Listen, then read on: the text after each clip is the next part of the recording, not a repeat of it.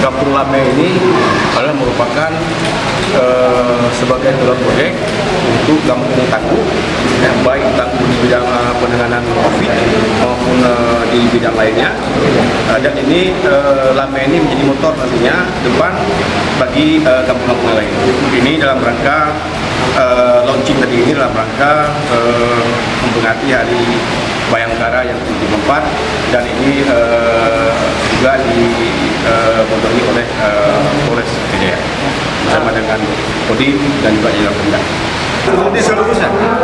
Jadi program ini sesuai dengan harapan dari Pak Polda ya, Desa Jajaran, bersama Polres.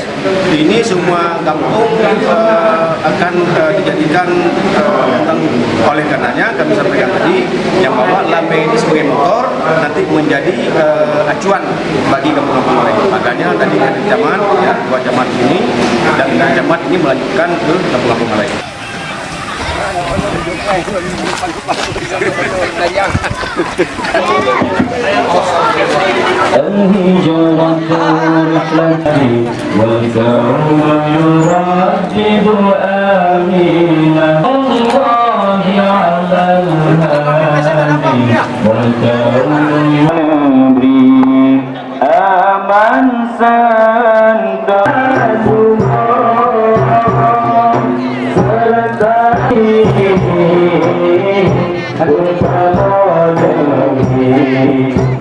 Pilihan Kampung Tangguh di Desa Lame ini yang pertama sekali, apa yang kita lihat?